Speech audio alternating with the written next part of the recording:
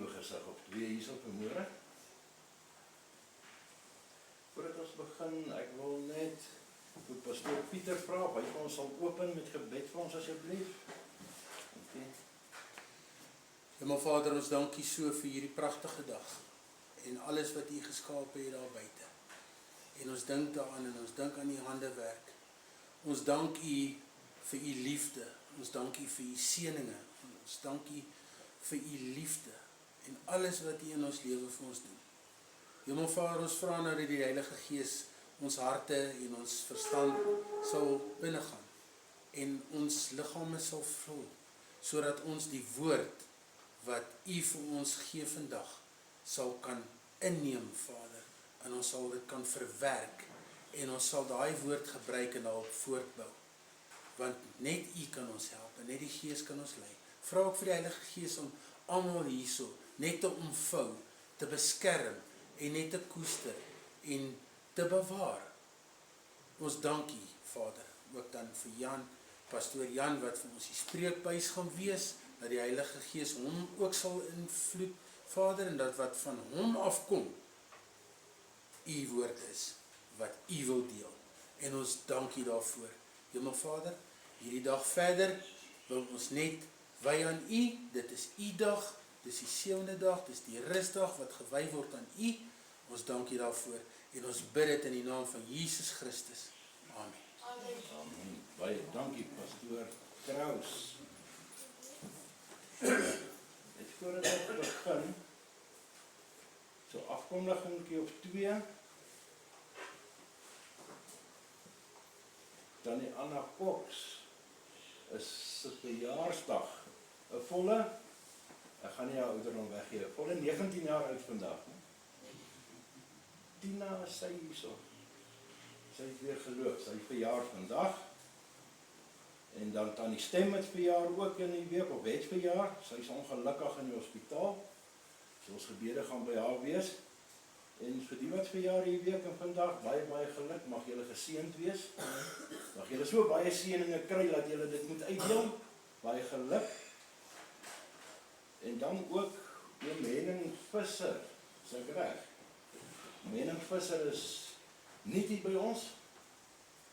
Ons sê vir hom welkom, bly hy kon ons join vanmôre. Ons het nie veel om te doen in die plek nie, so Sondag hou ons kerk. Dan is ons gebede ook by Tannie Martie, wat môre daar in Kreersdorp, as ek reg is, moet gaan nuus kry, maar dit gaan goeie nuus wees. Ek glo so Tannie, net in geloof, gaan ons glo Tannie gaan goeie terugvoering van die klompe dokters kry daar. Ons het laasweek bietjie gesels oor ons lewenswedloop. Hier resies van ons in die lewe, bietjie oor sport en ons wedloop. En al die kritiek, die kantlynkykers, alles wat ons aandag so aftrek van die wedloop, waar ons eindstreep die ewige lewe is. En ons het daar genoem, Satan hou daarvan om ons aandag af te trek, om so af en toe 'n klip in die pad te rol, dat ons struikel. En ook genoem dat al ons dit kan regkry om hier pad te stap, en by eindpunt uit te kom is deur geloof. En so wil ek vandag ook bietjie meer in diepte in dit ingaan. Ek het 'n snaakse tema vandag vir die woord, en die tema noem ek winter, soos die ou manne. Ek kon nou nie sê soos die ou vroue nie, want ons praat nie oor vrouens se ouderdomme nie, né? Maar winter soos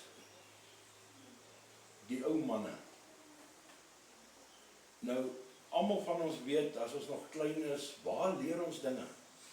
Ons leer by ons paas en ons maas, by ons ouers, boeties en sissies, by ons onderwysers, en so leer ons.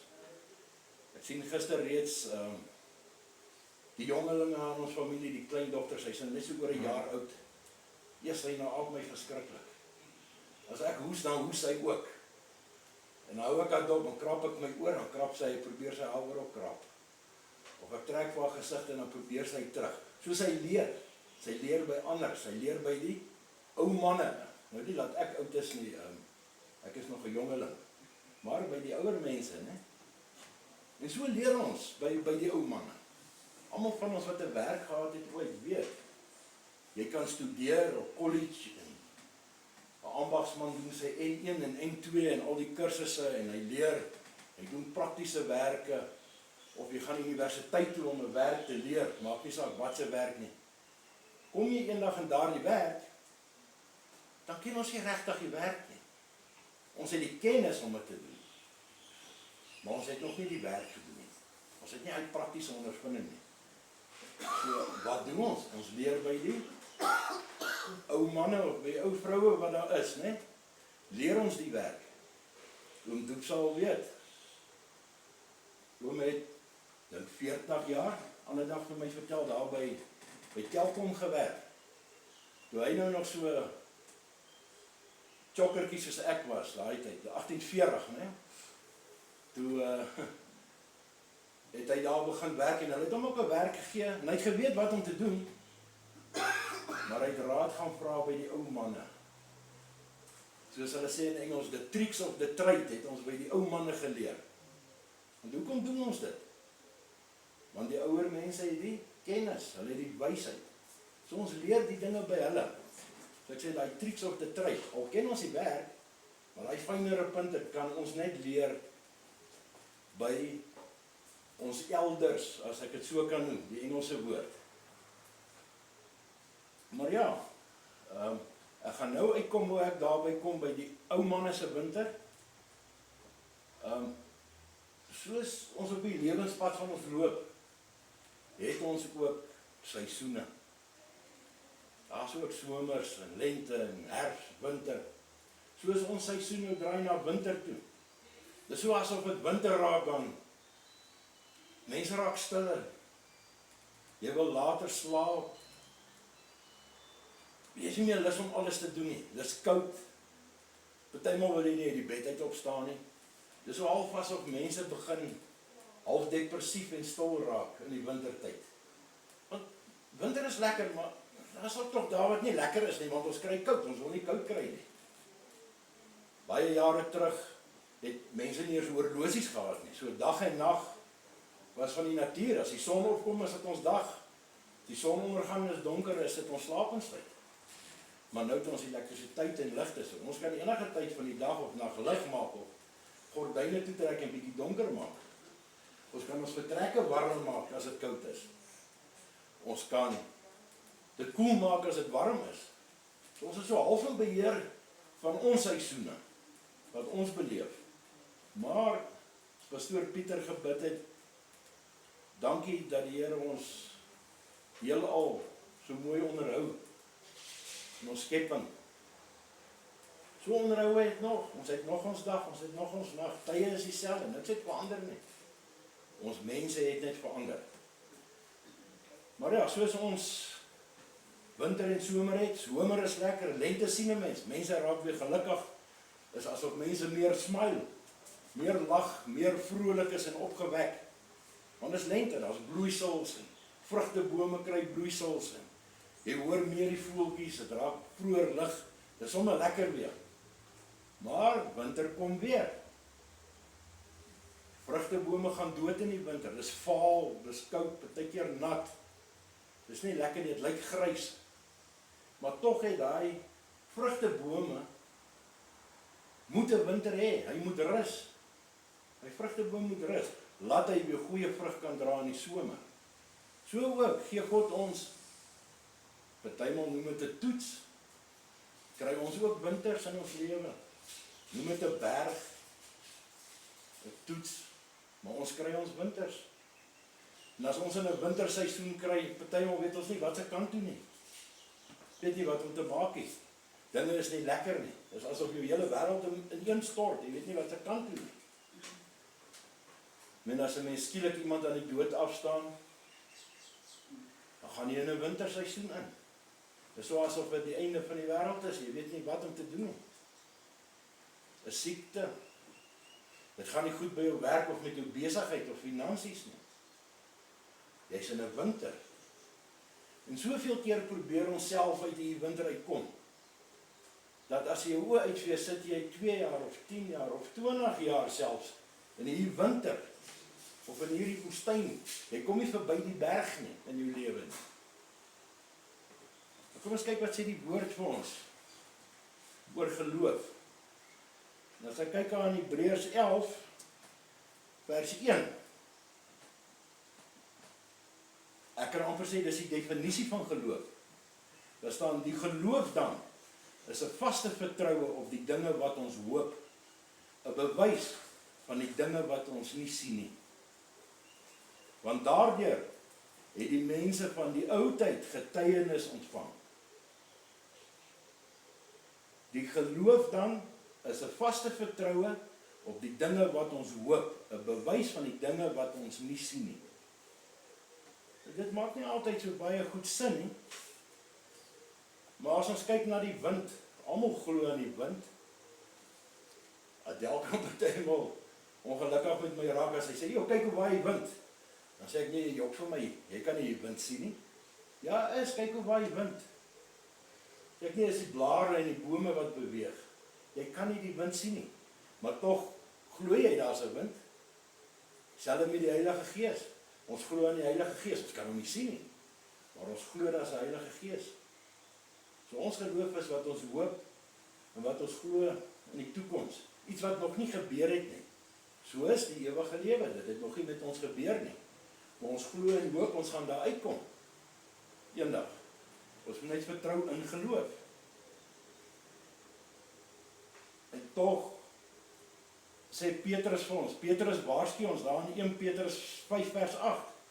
Waarsku hy ons, hy sê, wees nugter en waaksaam, want julle teenstander, die duiwel, loop rond soos 'n brullende leeu en soek wie hy kan verslind. Dis een van daai kantlyn spelers, hy wag net vir sy kans. En sodra jy 'n kansie kry, of waar 'n deur oop is, jy's in 'n benarie, jy gaan in 'n winter en jy het 'n probleem, dan is Satan daar. Dan gee hy vir jou nog so 'n paar probleme by. Dan is die leeu daar. Nou sit jy met 'n leeu in jou winter. Nou maak dit nog moeiliker. En dit is nie altyd maklik nie. Maar al raad is, ons gaan kyk wat het die ou manne gedoen. Van die ou tyd, in die Bybelse tyd, as ons gaan kyk na die Ou Testament, kan ons baie leer by hulle. As ons gaan kyk, weer nog steeds daar in Hebreërs. Hebreërs, Hebreërs. Dan sien ons, as ons verder lees, ek gaan nou nie alles lees nie, jy kan self Hebreërs heeltemal gaan lees as jy tyd het. Ek wil net so 'n stukkie van elke versie vat, net vir 'n voorbeeld. Dan lees ons daar, deur geloof, deur geloof, het Abel 'n beter offer aan God gebring as Kain. Deur geloof is Henog weggeneem om die dood nie te sien nie. Nou Henog het nie dood gegaan nie. Hy het reguit opgevaar hemel toe. Deur geloof het Noag God sy waarskuwing gehoorsaam. God het Noag gewaarsku en sê, ja, kom 'n vloed, bou 'n skip, bou 'n ark. En hy het 'n ark gaan bou. En sy familie selfs, en sy vriende en almal om hom gesê, Noag, jy is nie meer lekker nie. Jou kop raas bietjie. Jy bou 'n skip, hier is nie eens 'n see of 'n dam of water naby nie. Wat 'n vloed verwag jy? Hier gaan die vloede wees nie. Maar tog in geloof en gehoorsaamheid het hy die ark gebou. Deur geloof het Abraham weggetrek na 'n vreemde land toe. God het hom gesê trek. En hy was gehoorsaam, hy het getrek. Ek het gesê, ou manne, maar hier is een voorbeeld. Deur geloof het Sarah krag ontvang om bevrug te word. Sarah was al 90, dus sy 'n baba. Deur geloof het Abraham, toe hy op die proef gestel is, sy seun Isak gevat om te offer. Sy was gehoorsaam en deur geloof het hy dit gedoen. Maar God het kom help deur 'n offer te gee. Deur geloof het Isak vir Jakob en Josua geseën met die oog op die toekoms. Deur geloof het Jakob op sy sterfbed al 2 seuns van Josef geseën. Deur geloof is Moses na sy geboorte deur sy ouers 3 maande lank weggesteek. Moses is gegee aan Farao se dogter, sy het hom grootgemaak. Deur geloof het hy geweier om Farao as koning te aanvaar. En hy het geloop om sy mense uit te lei daar. En deur geloof het Moses Egipte verlaat. So, deur geloof het hulle deur die Rooi See gegaan, soos oor droë grond. Alles deur geloof en gehoorsaamheid. So al hierdie vrae van ons, al hierdie leeu's in ons lewe, al hierdie berge, al hierdie winters, moet ons geloof en gehoorsaamheid hê. Ek het eintlik 'n goeie videoetjie gesien gister op social media, waar die man vertel,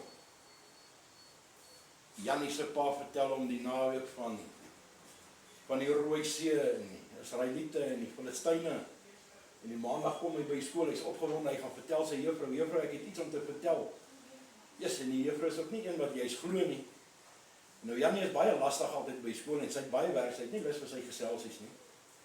Sy sê toe nou, okay Jannie, vertel gou dat ons hoor. En hy sê juffrou,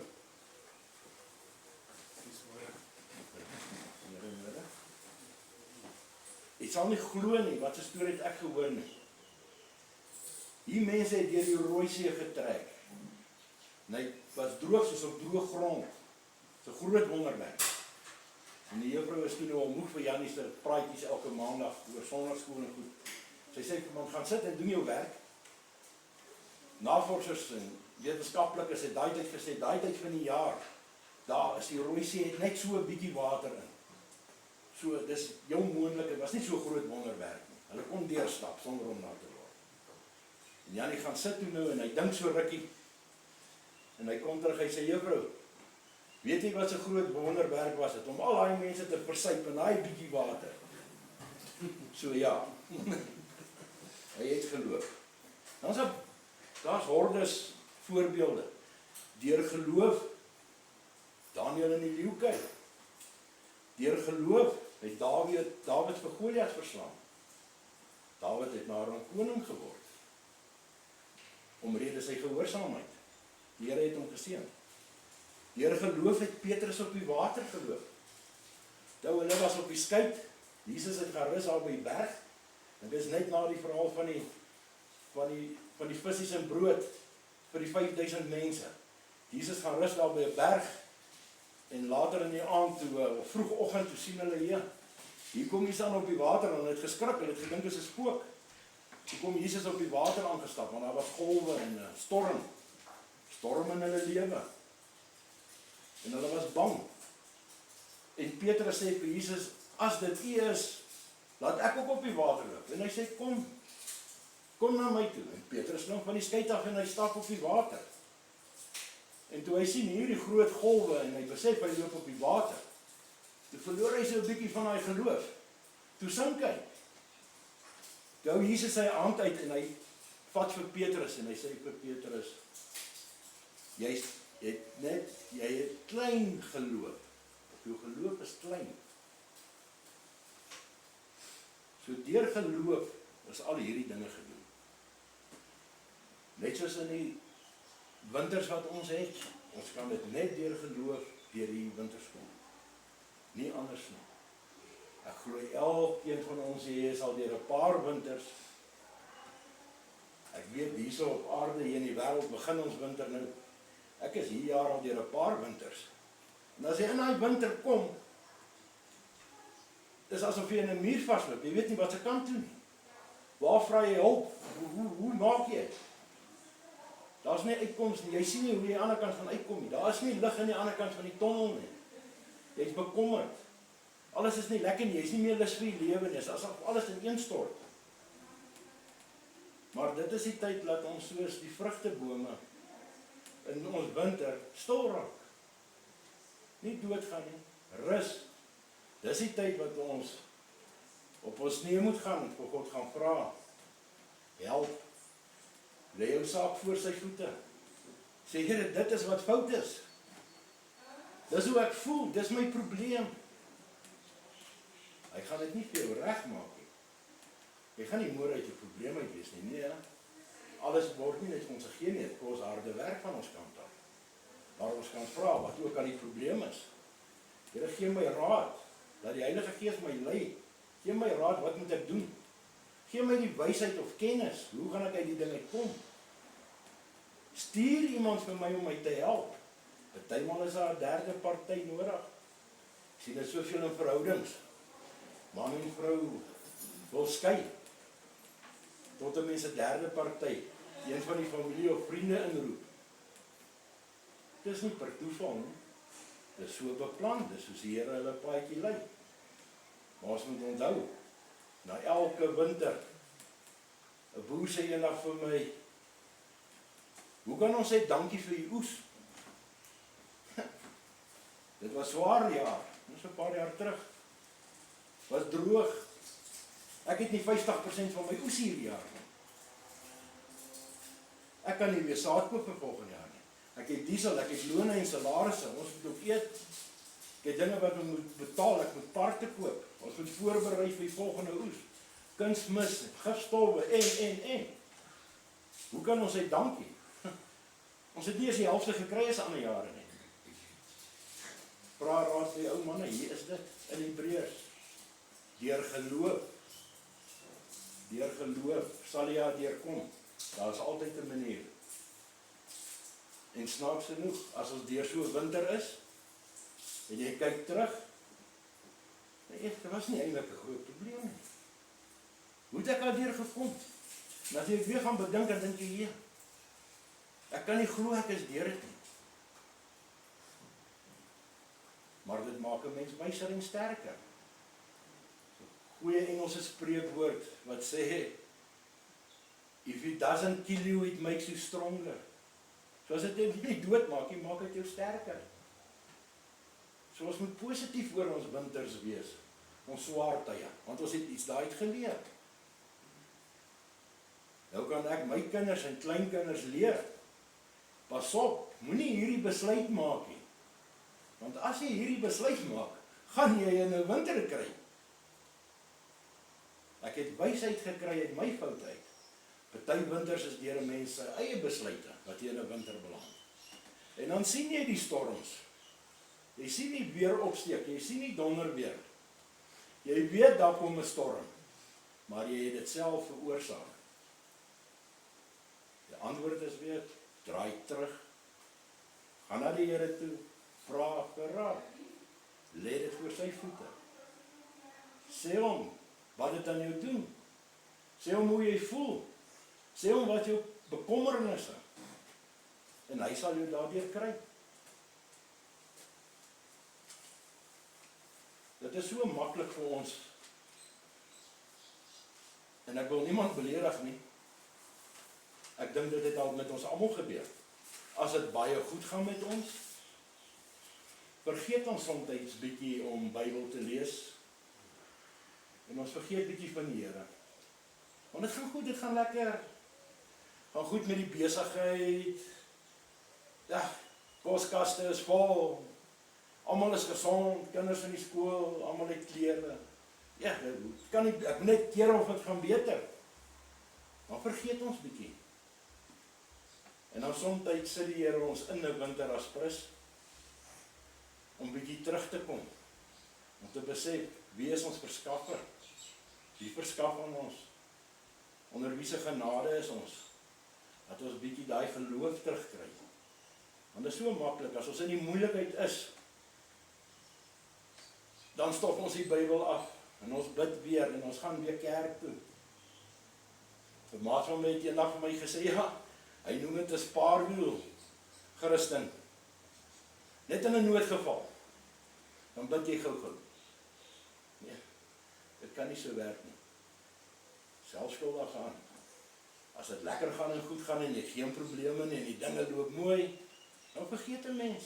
Wie het daai lekker en goeie dinge vir jou gegee? Wie het dit moontlik gemaak? So ons moet die Here ken. En ek gaan dit weer noem, daai ou gunstelingste versie van my in die woord, Spreuke 3 vers 6. ken hom in al jou weë en hy sal jou paaie gelyk maak. En dis sy tyd nie ons tyd nie. Gewoonlik as ons in 'n probleem is, of in hy winter vasgevang is, dan wil ons die dinge moet dadelik regkom.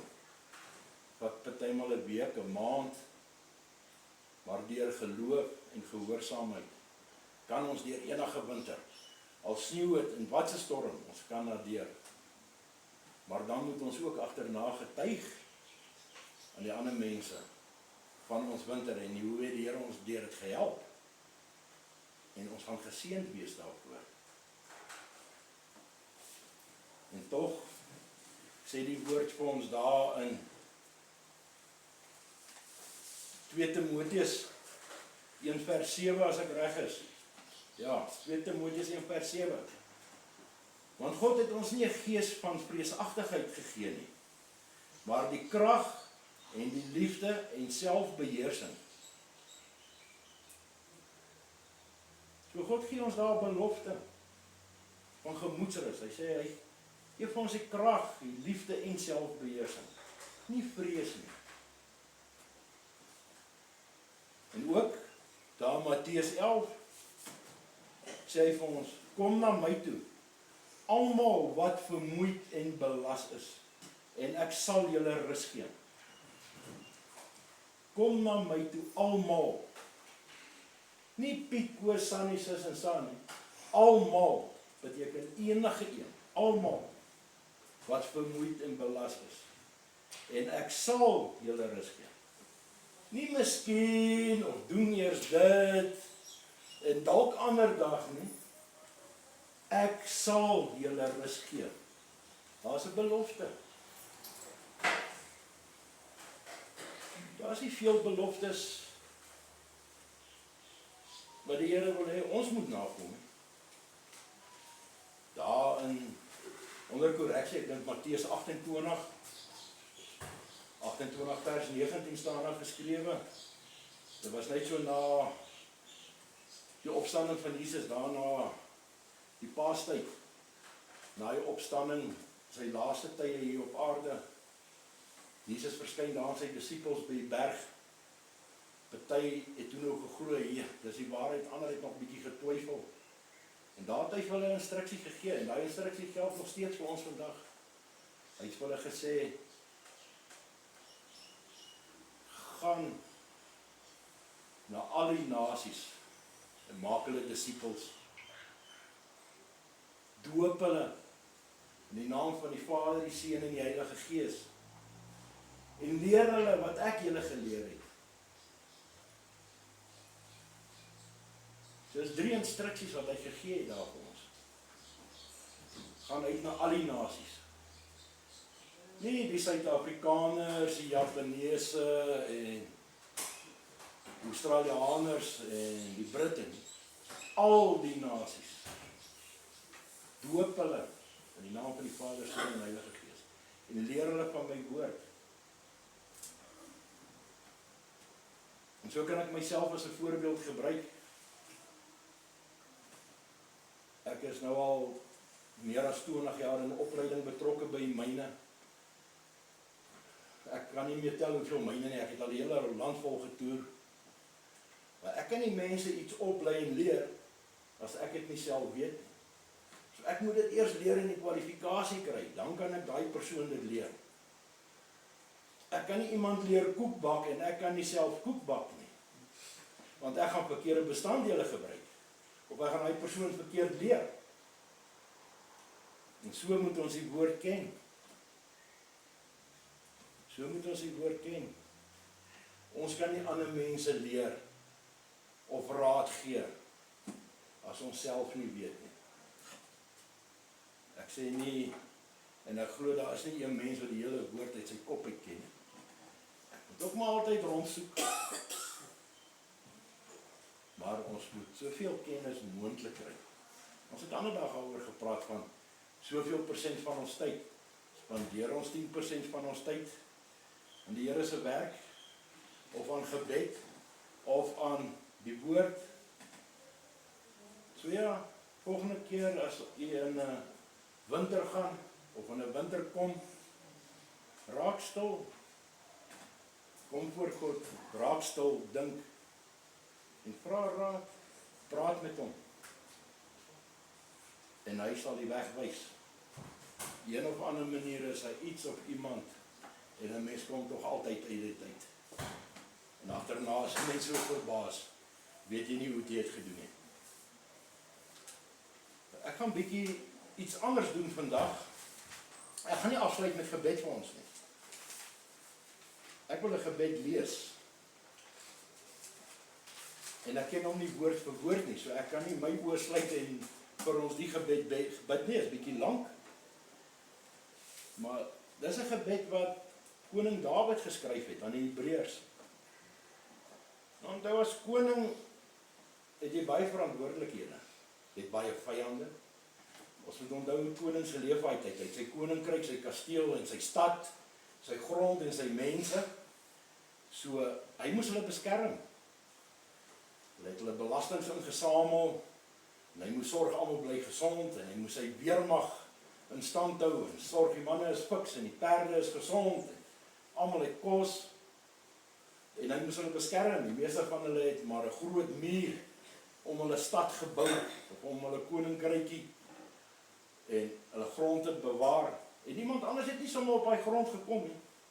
Nee, daar het nie iemand van buite af gekom en een van die dogters hier binne getrou nie. Dis 'n ander nasie, dis 'n ander koninkryk. So met die alles het 'n koning soos ek glo ons presidente en ministers vandag ook het, hulle het maar vyande gehad.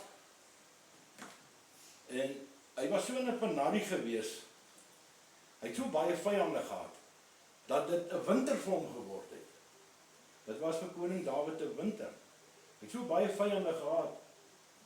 Hy moes al wegkruip, hy het nie meer geweet wat se kant toe nie. En hy het die volgende gebed het hy gebid, is bietjie lank, ek gaan die hele ene lees. Jy kan die oë sluit as jy wil. Maar gaan dink na oor die gebed en jy kan hom agterna gaan lees. Dis in Psalm 143. Daar's 'n paar ander psalms voor die ook en na dit wat oor verskillende gebede gaan. Maar spesifiek hierdie een het Dawid gebid om gou verlos te word van sy vyande. Of sy leeu, of sy winter, noem dit wat jy wil. Daar vanaf vers 1 in Psalm 143 en hier is sy gebed. O Here, hoor my gebed, luister tog na my smeekinge. Verhoor my in trou, in u geregtigheid. Ek gaan nie na die gereg met u knegg nie.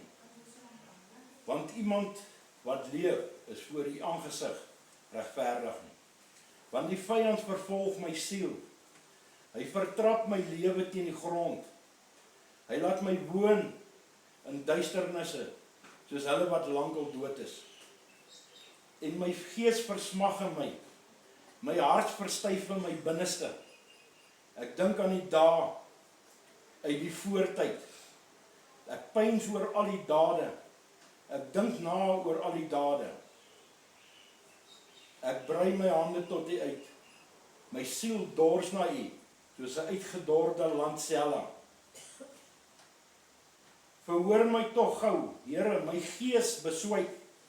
Verberg u aangesig nie vir my nie, sodat ek nie word soos hulle wat in die kuil neerdal nie.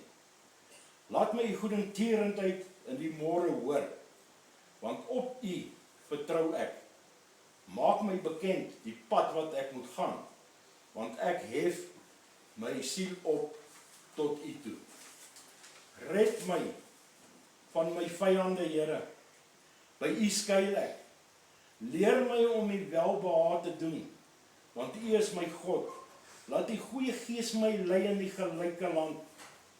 O Here, maak my lewend om u naam ontwil.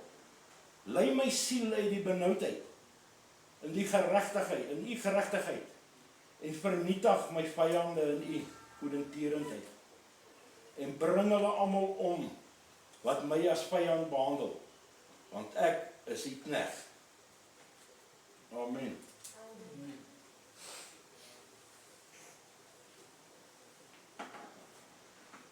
Tot sover vir vandag, baie dankie. Sê nie die waar is dit nie Bybel? Psalm, die gebed, né? Ja. 'n Psalm 146. Net seker maak hier.